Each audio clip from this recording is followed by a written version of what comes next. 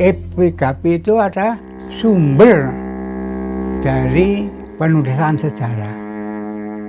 Dalam epigrafi itu dibicarakan segala kehidupan manusia. Nama saya Ribut Darmo Sutopo, umur 85 tahun.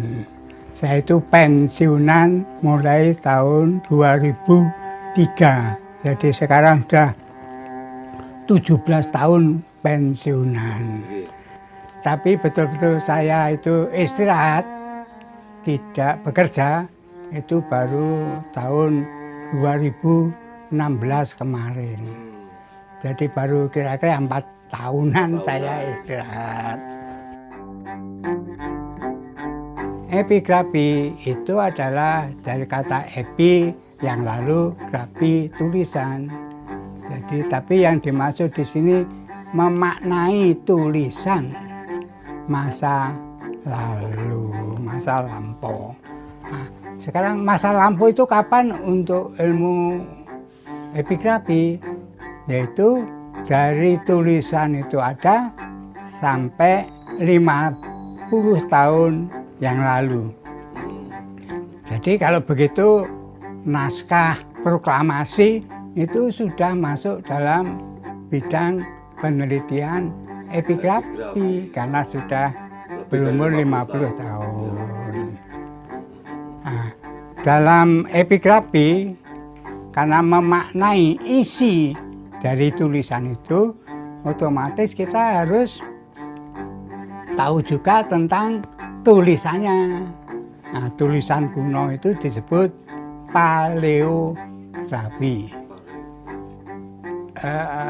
Ahli epigrafi atau yang menjurus pada epigrafi itu memang sedikit di Indonesia. Alasannya,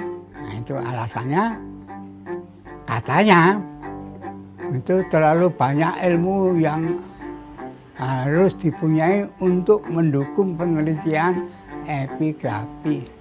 Kalau dihitung dengan jari, jumlah tokoh seperti Pak Ribut sebagai ahli epigrafi di Indonesia ada berapa kira-kira? Ya, kalau yang senior itu ya sedikit, mungkin ya 5-6 orang. Itu yang ada di Indonesia loh.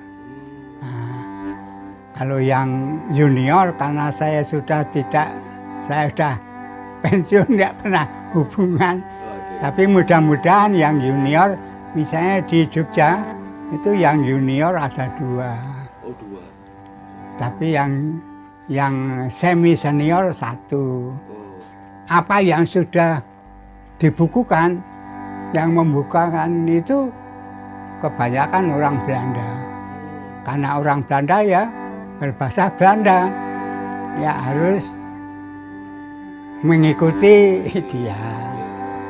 Nah, dari pengalaman Bapak sebagai peneliti, sebagai epigrafi sekian puluh tahun, sudah berapa prasasti yang Bapak baca? Ya, prasasti itu ditemukan atau sekarang ada di 1, masih di tempatnya, masih di situsnya. 2, ada di museum, baik di Indonesia maupun di luar. 3, banyak yang masih ada atau disimpan di bangunan-bangunan. Seperti Pelatih Bali itu banyak disimpan di pura-pura. Dan masih ada yang disimpan oleh perorangan. Misalnya Pak Adam Malik itu juga dulu nyimpen prasasti. Sekarang saya tidak tahu sekarang gimana. Oleh karena banyak prasasti itu, dan juga kita bisa membaca prasasti secara langsung atau melalui foto, melalui acuan, atau hanya lewat transkripsi. Kalau ada di luar negeri kan kita terbaca lewat transkripsi. Jadi kalau lewat transkripsi hampir semua saya sudah baca. Kalau yang langsung itu kebanyakan ya yang plastik-plastik yang baru, saya mesti ikut membaca.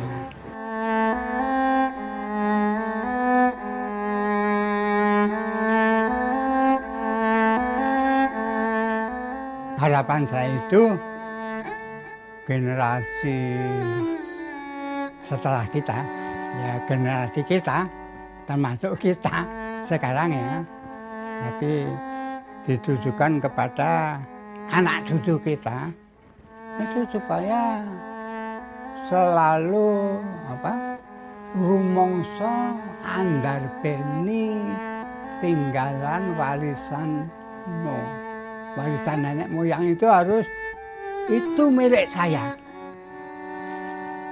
Kalau rumangsa merasa memiliki peninggalan dari nenek moyang, itu milik saya. Kalau sudah rumangsa andarbeni, yang konsekuensinya kita harus memelihara, kita pilolo sebaik mungkin, kita pelihara. Yang kedua, ya rumangsa angrungkepi,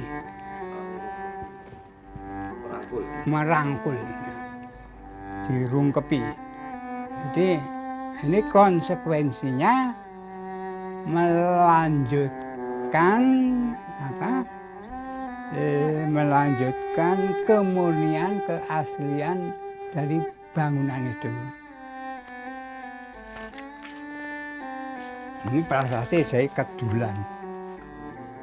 Kebetulan saya juga ikut baca karena ditemukan di Candi Kedulan di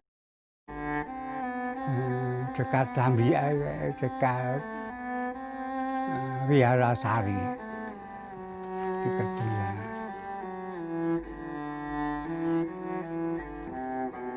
Ini yang kedua. Yang ketiga ada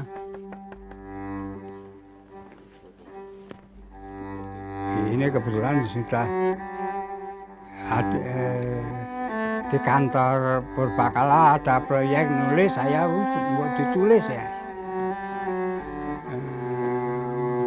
Putra